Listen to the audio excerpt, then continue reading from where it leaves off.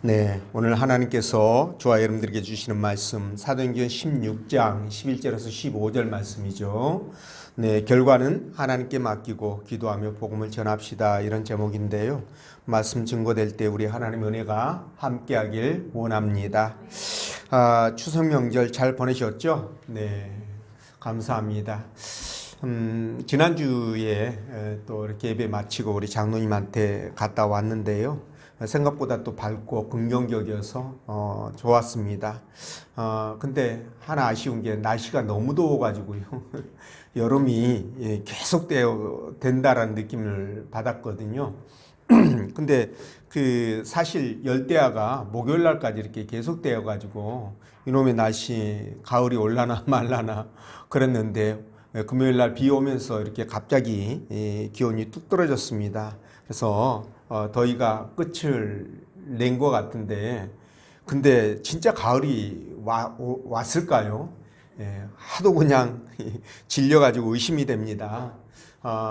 제가 한평생 살아오면서 지금까지 더위가, 여름 더위가 이렇게 길고 그리고 무더웠던 적이 있었나 기억이 없을 정도로 그렇게 올 여름은 좀 유별났던 것 같습니다. 그래도 우리는 신앙인이니까요. 어떤 일이 있어도 이 모든 것들이 하나님의 섭리 가운데 이루어지는 일들이다 라고 생각하시고 또 믿음을 더욱더 굳게 세워가시기를 부탁을 드리겠습니다. 자, 오늘 하나님께서 본문 말씀을 통해서 다음과 같은 세 가지로 은혜를 주셨는데요. 그 첫째가 하나님의 일을 하기에 먼저 필요한 것은 기도다라는 거죠. 두 번째는 복음은 사람을 보지 않고 전하는 것이다 라는 것이고, 세 번째는 전도의 결과는 하나님의 몫입니다, 이런 제목입니다. 그래서 이 본 말씀을 따라가면서 복음을 전할 때 왜 기도해야 되는지, 그리고 전도의 결과가 왜 하나님의 소관 사항이신지, 하나님께서 주관하시는 것인지, 성령께서 들려주시는 하나님의 음성을 듣도록 하겠습니다. 자, 첫째로 하나님의 일을 하기에 먼저 필요한 것은 기도입니다 라는 건데, 13절 말씀 함께 읽어봅니다. 시작.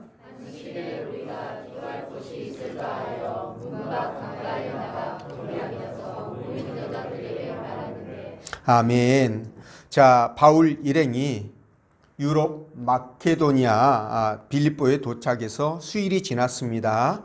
아마 그 수일 동안 바울 일행은 그간의 쌓인 여독을 풀고, 그리고 앞으로 유럽 지역에서 어떻게 복음을 전할 것인지 여러 가지 계획들을 세우지 않았을까 싶습니다. 자, 그러다가 그들이 이제 안식일을 맞이해서 이제 기도처를 찾아서 하나님 앞에 기도하려고 나가게 되었는데, 이런 것들을 보면 아무리 좋은 계획을 세우고 그리고 또 전도하는 일이 급하다고 할지라도 곧바로 그들이 전도하러 나가지 않고요, 이렇게 먼저 본문 말씀처럼 하나님 앞에 기도를 했다라는 것, 이 부분에 우리가 주목을 하고 싶습니다. 바울 일행은 일단 몸을 쉬었죠. 그래서 여독이 풀렸고, 그리고 심신이 안정되자 마치 안식일에 혹시 기도할 곳이 있을까 싶어서 여러 사람들이 모여서 기도하는 그 기도처를 찾아 강가로 나왔던 것이죠. 자, 여기서 잠깐 그들이 왜 기도처를 찾아서 강가로 나왔을까, 이런 의문이 듭니다. 하나님은 아무 곳에나 계시잖아요, 그죠? 그러니까 사도 바울 일행이 묵고 있는 그곳에도 하나님이 계시기 때문에 기도하려고 맘먹으면 굳이 강가로 나오지 않고 그곳에서도 얼마든지 기도할 수가 있다는 거죠. 그럼에도 불구하고 왜 굳이 사람들이 모여서 기도하는 그 기도처를 찾는 이유가 무엇일까? 이 생각이 드는데, 이걸 통해서 우리가 하나 깨닫는 게 있습니다. 그게 뭐냐면, 함께 모여 예배하고 기도하는 것이 신앙에서 얼마나 중요한지, 이 부분들을 다시 깨닫게 된다는 거죠. 그러니까 여러분, 신앙생활은요, 세상의 어떤 관점에서 생각할 수 없는 부분이지 않습니까? 영적인 부분이라서 그렇습니다. 그래서 이 신앙생활은 혼자서 영적인 부분이라 독불장군처럼 신앙생활을 할 수가 없습니다. 그래서 공동체 중심의 신앙생활을 하는 것인데요. 그 좋은 예가 여러분 이 코로나 때 말입니다. 코로나로 인해서 교회 나오지 않고 집에서 예배 드린다라고 했던 사람들 모조리 교회를 다 떠나지 않았습니까? 이런 것들을 볼 때에도 공동체 중심의 예배가 정말 중요하구나라는 것을 깨닫게 되는 겁니다. 그리고 우리 주님도 그렇게 말씀하셨잖아요. 두세 사람이 내 이름으로 모인 곳에는 나도 그들 중에 있느니라. 이렇게 말씀했죠. 자, 이 말씀은 공동체 신앙을 강조하는 그런 말씀입니다. 그래서 여러분 우리가 교회에 모이고 교회에서 예배하고 기도하고 또 이렇게 교제하고 이런 것들이 그래서 그 당위성을 갖게 되는 것이고요. 우리 신앙생활에 너무너무 유익하다 이 말씀을 드립니다. 자, 다시 본론으로 돌아와서 바울 일행이 기도하러 강가로 나갔지 않습니까? 그런데 이 강가로 나갔던 것은 비단 이때뿐만이 아니라요. 이게 유대인들의 어떤 전통 같아요. 유대인들이 바벨론 포로로 끌려갔지 않습니까? 그런데 그곳에서 뭐 해당이 없는 건 당연하고요. 그래서 그들이 이제 기도초소를 하나님 앞에 기도하기 위해서 기도초소를 찾는데 어디로 모이냐면 그발강가라는 그발강이라는 곳에 모여서 그발강가에서 그들이 기도하고 신앙을 이렇게 형태를 유지해가는 그런 모습들을 우리가 볼 수 있는데요. 이걸 볼 때 아직 빌립보 지역에는 유대인들의 해당이 없었구나라는 것을 짐작해 볼 수 있는 부분이기도 합니다. 자, 이렇게 바울 일행이 마케도니아에서 본격적으로 전도하기에 앞서 기도부터 시작했다라는 것은요, 그만큼 전도에 있어서 기도가 얼마나 중요한지를 잘 보여주는 그런 부분이라고 보시면 되겠습니다. 자, 그런데 기도는 말이죠, 이 전도뿐만이 아니라 우리 삶 전 영역에서 반드시 필요하다는 거예요. 네. 그래서 열심히 우리가 정말 하나님 앞에 기도하면서 영적인 그 관계를 긴밀하게 해 나가야 되는데 그걸 알면서도 사실 우리가 기도를 하지 못하는 그런 부분들이 있습니다. 그런데 왜 우리가 기도하지 못할까라는 것을 생각해 보면 아마 원인은 뭐 이거 하나로 압축될 것 같은데요. 그게 뭐냐? 바로 기도할 때 응답이 즉각적으로 나타난다고 한다면 얼마나 기도를 열심히 하겠습니까? 시키지 않아도 알아서 열심히 할 겁니다. 그런데 그렇지 않고 기도 응답이 즉각적으로 나타나지 않다 보니까 아마 이것으로 인해서 기도하는 것에 힘을 잃고 시들시들하지 않나 이런 생각을 해보거든요. 자, 그런데 여러분 기도 응답의 여부는 우리 인생 전체를 통틀어서 통찰하시고 그리고 인도해 가시는 그 하나님 앞에 맡기고요. 우리는 그저 말씀대로 기도하는 것이 맞습니다. 사무엘도 그랬고요. 사도 바울도 그랬고 기도 응답이 즉각적으로 임하던 아니면은 지체가 되든 그것과는 상관없이 기도를 쉬는 죄를 범하지 않겠다라고 말씀하셨습니다. 자, 그래서 여러분 기도에 있어서는 예수님도 애가 아니시잖아요. 그렇죠? 여러분 예수님은 하나님이시지 않습니까? 이 땅에 계시는 동안은 아들로서 아버지인 하나님 앞에 기도했습니다. 자, 이렇게 예수님도 쉬지 않고 기도하셨는데 저와 여러분들이 기도하지 않는다면 이건 너무 무모한 거 아닌가 이런 생각을 하거든요. 그래서 오늘 사도 바울 일행도 전도하기에 앞서서 이 기도의 중요성을 잘 인식하고 있었고요. 그래서 그들이 기도하기 위하여 기도처를 찾아 나섰던 것입니다. 자, 여러분, 그런데 전도는요, 사람이 하는 것처럼 보이죠. 저와 여러분들이 밖에 나가서 복음을 전한다 그러면 내가 전도하는 것처럼 생각할 수 있습니다만은 그러나 사실 하나님께서 하시는 하나님의 일이라는 거예요. 이걸 우리가 기억해야 됩니다. 저와 여러분들은 그저 하나님이 사용하시는 그런 일꾼에 불과하다는 거죠. 그렇기 때문에 우리가 복음을 전하기에 앞서 또는 우리가 인생을 살아가는 데 있어서의 어떤 문제가 생겼을 때 또는 생기지 않았을 때 항상 우리는 무시로 기도해야 되는데요. 자, 그렇게 기도함으로 말미암아 그분의 뜻을 묻고 우리가 복음을 전하고 또 우리의 인생의 여정을 진행해 나가는 것, 이게 맞다는 거죠. 네, 그럴 때 하나님께서 더 강하게 역사하실 것이고요. 그리고 그 결과는 훨씬 더 좋은 결과로 우리에게 나타나질 것이기 때문입니다. 자, 이것은 우리 인생에서도 마찬가지죠. 많은 사람들이 성공적인 삶을 살길 원합니다. 그렇죠? 예. 그래서 뭐 자격증도 따고 뭐 영어 공부도 하고 그리고 또 많은 사람들을 만나서 여러 가지 또 조언도 듣고 인생을 배웁니다. 예, 그러나 여기에도 기도가 없다면 성공적인 인생을 기대할 수가 없다는 거예요. 그러니까 이런 준비 이에 충분한 기도가 있어야 성공적인 삶이 가능해진다. 이 부분을 우리가 명심해야 될 것입니다. 뭐 여러분도 잘 알고 있다시피 종교 개혁자 마틴 루터 있지 않습니까? 그렇죠? 이분이 한참 종교 개혁이 진행될 때에 했던 말이 있답니다. 무슨 말이냐면 전에 나는 1시간씩 기도했지만 지금은 너무 바빠서 3시간씩 기도한다 라고 했답니다. 말이 좀 뒤바뀐 것 같죠, 그렇죠? 예, 그러니까 이분 하시는 말씀 뭐냐, 안 바쁠 때는 1시간 기도하지만 바쁠수록 더 많이 기도해야 된다, 그런 뜻 아니겠습니까? 그 말의 핵심은 바로 기도가 그만큼 중요하다, 이 부분을 우리에게 말해주는 겁니다.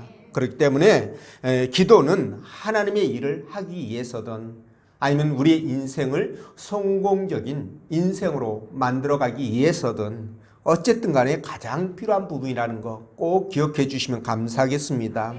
그래서 에베소서 6장 18절 보면 모든 기도와 간구로 하되 항상 성령 안에서 기도하고 이를 위하여 깨어 구하기를 항상 힘쓰며 여러 성도를 위하여 구하라, 이렇게 말씀하십니다.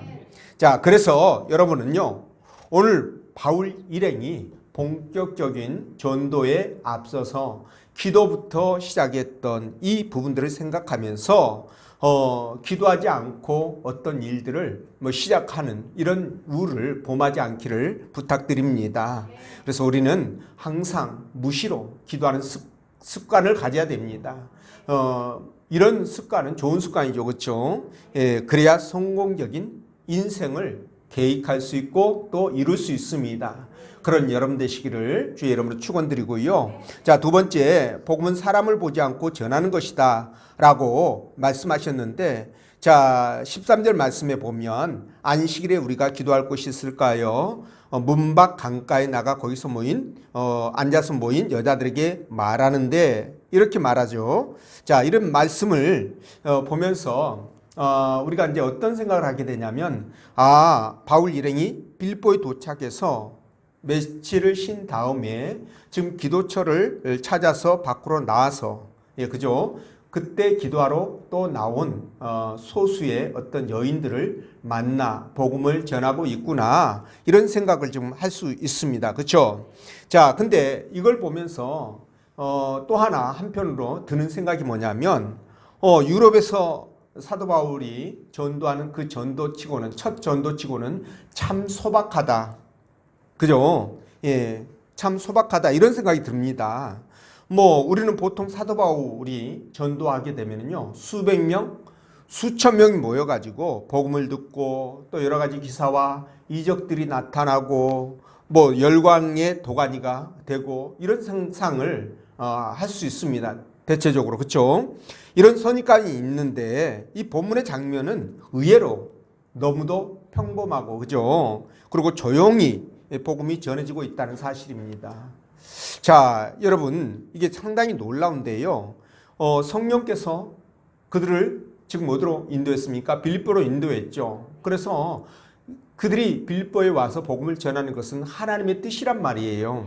예, 이걸 지금 당사자들도 이미 알고 있는 내용입니다. 그렇기 때문에 그들이 복음을 전할 때 뭐 이렇게 정말 소박하게 몇 사람에게 이렇게 복음을 전하고 이런 모습들이 더더욱 낯설게 느껴지는데, 이걸 볼 때 우리가 하나 깨닫는 게 있어요. 그게 뭐냐면, 하나님은 자연의 법칙을 벗어나서 역사하시거나, 그죠? 우리의 생각을, 상상을 뛰어넘어서 특별한 방법으로 역사하시는 것이 아니라 그냥 평범하게, 그죠? 삶 속에서 인도하시는구나. 이걸 알 수가 있습니다. 여러분 또한 복음을 전할 때에는요, 복음을 전할 때에는 진짜 많은 사람들이 모여 있고 폼나고 그냥 그런 상태, 그런 형태의 어떤 복음 전함이 아니라, 이렇게 소수의 무리가 있다 할지라도, 그게 비록 단 한 사람이라고 할지라도 사람을 가리지 않고 복음을 전하는 것이 맞구나, 이런 깨달음을 얻게 되는 겁니다. 자, 여러분, 이렇게 사도 바울의 유럽 전도는요, 그 시작은 굉장히 미약했습니다. 그죠? 예, 이렇게 미약했어요. 자, 그럼에도 불구하고 바울 일행은 이런 것에 개의치 않았습니다. 사람이 많고 적음에 개의치 않고요, 그냥 주어진 상황에서 최선을 다해서 복음을 전했는데요, 이런 모습이 우리가 본받아야 될 중요한 부분이라는 거, 이것을 깨닫게 되는 겁니다. 여러분, 그래서 복음을 전할 때에는요, 사람의 숫자를 보지 않습니다. 그 사람이 어떤 형편인지, 그죠? 어떤 외적으로 어떤 상황인지 이런 거 보지 않습니다. 그냥 자유자든 종이든 또는 빈부귀천 또는 지위고와 남녀노소를 불문하고 그냥 복음을 들어야 될 사람이 있다고 한다면 그냥 복음을 전하는 것이 우리가 마땅히 해야 될 것이다, 이런 건데요. 여러분, 성경은 사람의 목숨이 천하보다 귀하다 이렇게 말씀하셔요. 천하보다 귀하다 이렇게 말씀했는데, 이걸 바꿔 말하면 한 영혼이 천하보다 더 귀하다, 이 말과 같은 말이겠죠. 자, 그래서 우리는요, 이 천하보다 더 귀한 영혼을 살리는 것이라고 한다면 그것이 어떤 방법이든 우리는 할 수 있어야 된다는 거죠. 예. 그런데도 불구하고 한 영혼을 너무도 가볍게 생각하는 그런 경향이 있죠. 그러니까 복음을 전할 때에도 한두 번 해보고요, 저 사람 안 될 것 같다 이렇게 판단하면 쉽게 포기하는 그런 경향들이 있지 않습니까? 근데 우리가 항상 한 영혼의 가치가 얼마나 큰지를 생각한다면 그걸 쉽게 포기할 수 없다는 거죠. 이 부분을 우리가 생각을 해야 될 것 같습니다. 물론 요즘은 옛날과 많이 다르죠.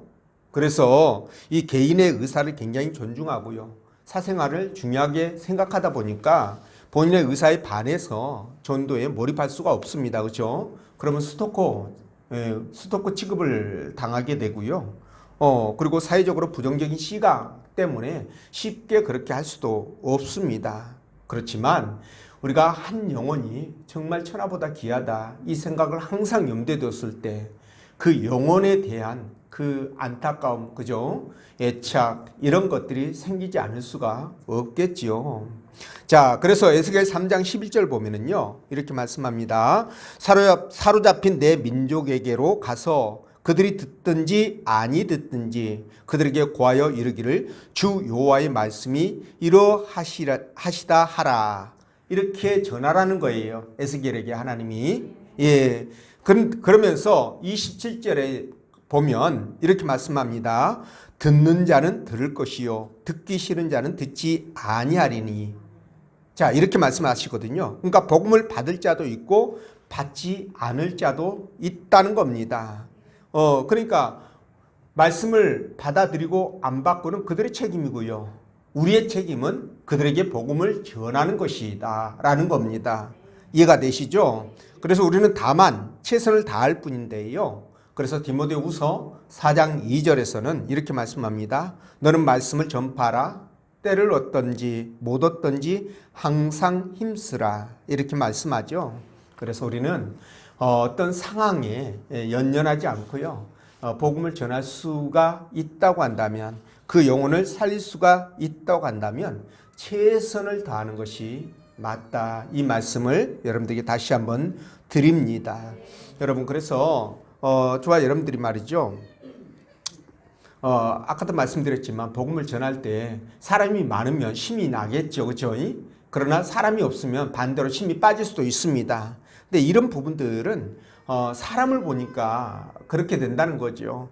그 사람의 형편이 어떻든 간에 그리고 그것이 어디든 간에 복음을 전할 수 있다고 한다면 전하는 것이 맞죠. 여러분, 우리 주님을 보십시오. 우리 주님은 복음을 전할 때 정말 그 수천 명 또 수만 명이 모인 곳에서 그 청중들에게 복음을 전하시기도 하고 가르치시기도 하고 그렇게 하셨잖아요. 근데 그뿐만이 아니죠. 우리 주님이 부활하신 후에 여러분 엠마오로 가는 두 제자, 이름 없는 그 두 제자에게 찾아가셔서 당신이 메시아시고 그리고 구원자이심을 일깨워 주기도 했지 않습니까? 그러니까 많은 대상들에게 복음을 전하기도 했지만 이렇게 소수의 무리에게도 가리지 않고 주님도 복음을 전하셨다라는 겁니다. 굉장히 중요하죠. 그리고 또 여러분 그 99마리의 양을 놔두고요. 잃어버린 한 마리의 양을 찾기 위해서 밤새 헤매는 그런 그 모습을 우리에게 말씀을 해 주시지 않았습니까? 그죠? 이런 것이 바로 그리스도의 마음이고 바로 전도자의 마음이다. 이 말씀을 드립니다. 이해가 되시죠? 그렇기 때문에 저와 여러분들은 신앙인으로서 또는 전도자로서 상황이 어떻게 되든 간에 최선을 다해서 복음을 전해야 된다. 네. 복음을 전할 때 우리가 전한 복음을 듣고 회심하고 그리고 돌아서서 교회 나와서 함께 신앙생활을 한다면 얼마나 좋겠습니까마는 그렇지 않는 사람이 훨씬 더 많습니다. 그러니까 이런 것들에 우리가 연연한다면 복음 전할 수가 없습니다. 힘이 딸려서 그렇죠. 그래서 그냥 모든 것들을 하나님 앞에 맡기고 그냥 최선을 다해서 내가 할 수 있는 일을 하는 것, 이것이 주께서 원하시는 부분이라는 것을 기억하시고요. 천하보다 귀한 영혼들을 복음을 전함으로 말미암아 살려내시는 여러분들 되시기를 부탁을 드립니다. 자, 그리고 세 번째는 전도의 결과는 하나님의 몫이라는 거죠. 자, 14절 말씀 읽어봅니다. 시작.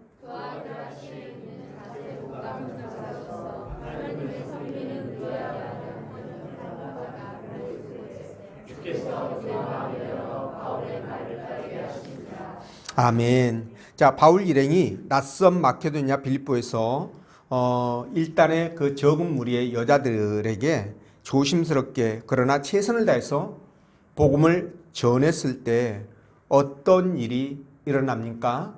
그곳에 있었던 자주색 그 옥감 장사였던 그러나 하나님을 믿고 섬기고 있었던 그 누디아라는 여인의 마음을 열어가지고 바울의 말을 청종하게 만들죠. 그리고 그 여인이 바울의 말씀을 통해서 복음을 통해서 큰 은혜를 깨닫게 됩니다.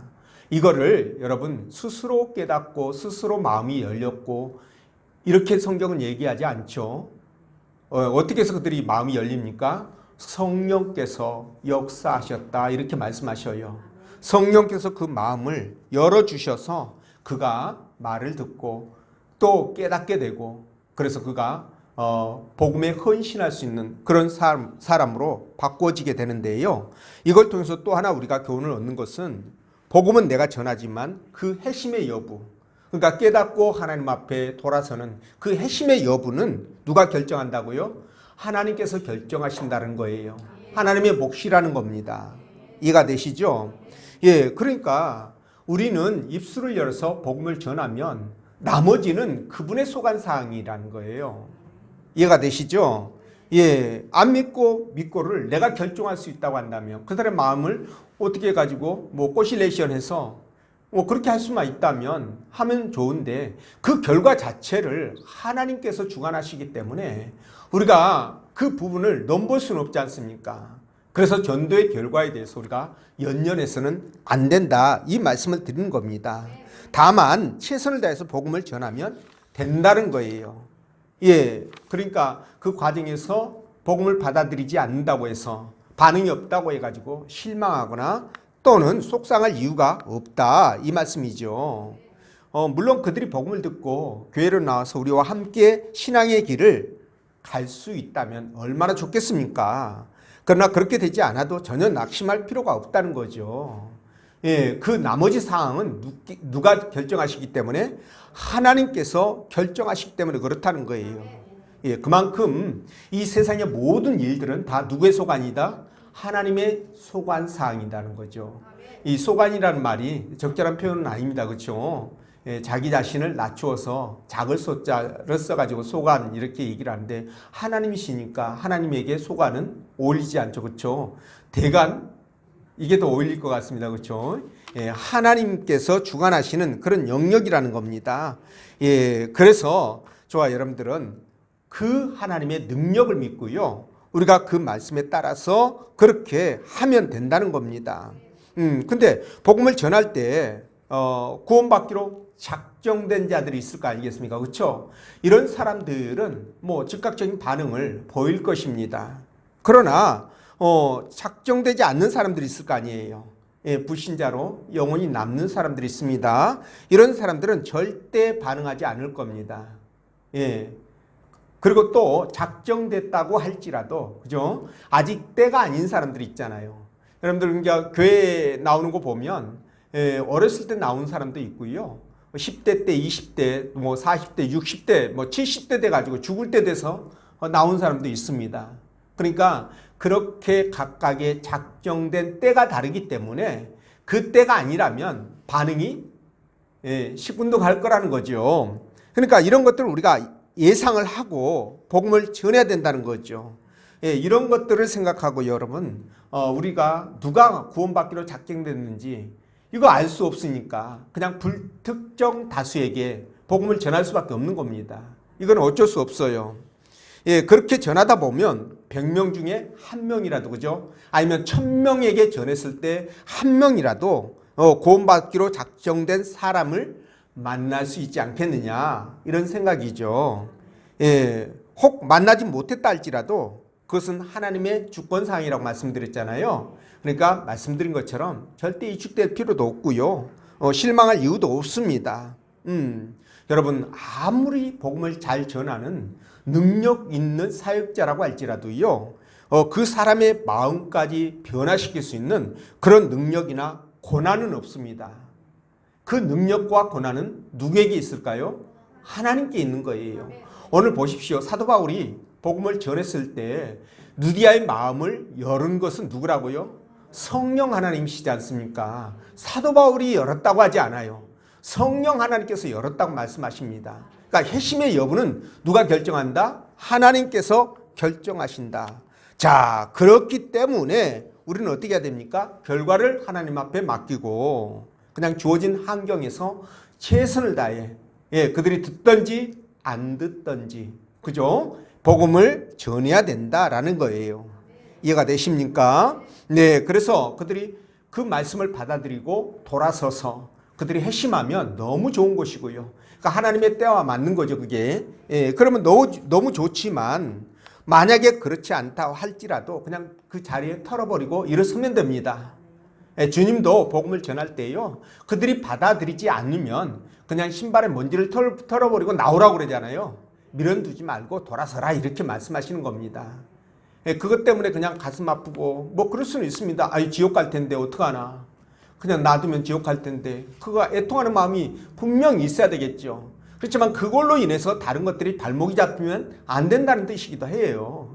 이런 것들을 생각하면 우리는 그냥 마음 편하게 할 수 있는 거죠.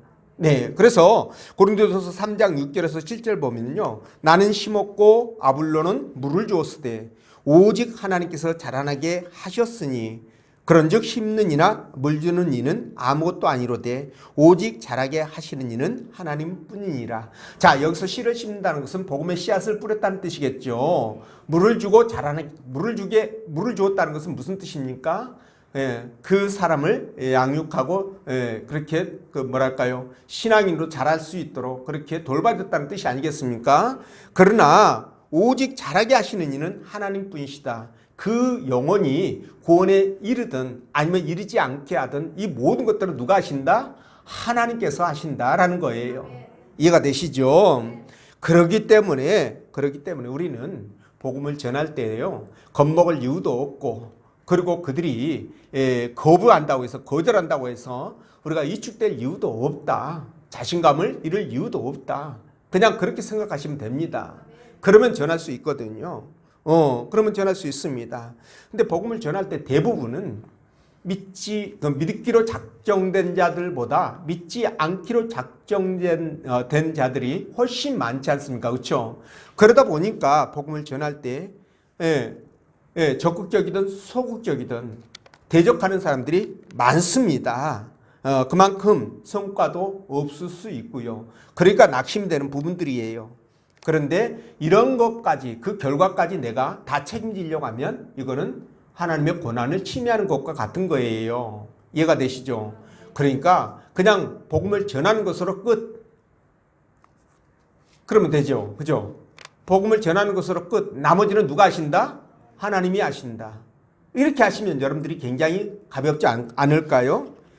그 영혼이 주께로 돌아오든 돌아오지 않던 그것은 하나님이 하실 문제고 또 그 사람의 책임이니까요. 그죠? 우리는 복음을 전했잖아요. 그러면 우리는 책임 다한 겁니다. 그렇게 되는 거예요. 그래서 여러분, 우리가 잘 된다고 뭐 날뛰거나 또는 안 된다고 코박을 이유가 전혀 없습니다. 코박는다는 게 무슨 뜻인지 아시죠? 이런 표현이 참 좋은 표현인데, 그죠? 그래서 여러분, 우리는 어떻게 해야 될 것인가? 그러니까 복음을 전할 때 여러분들이 기도해야 되잖아요. 기도하고 복음을 전했다면 그것으로 됐습니다.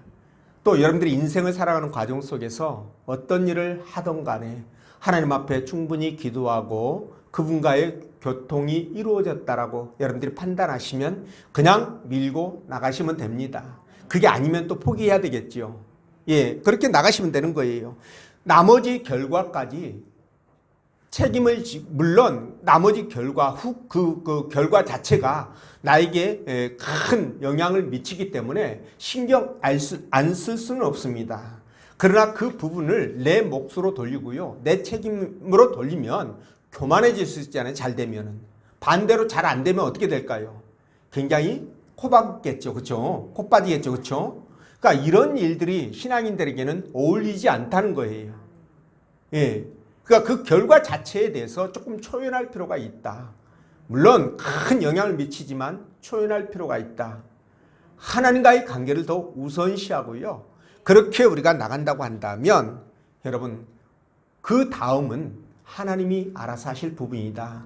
여러분들이 그렇게 생각하시면 됩니다.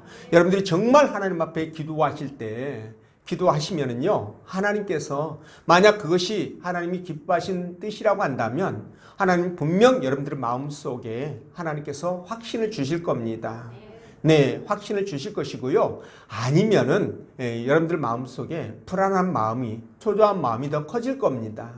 그러니까 이런 것들로 하나님의 뜻을 또 분별할 수가 있거든요. 그래서 여러분들이 이렇게 기도하고 충분히 기도하고 그렇게 결정했다고 한다면 여러분들이 밀고 나가시면 돼요.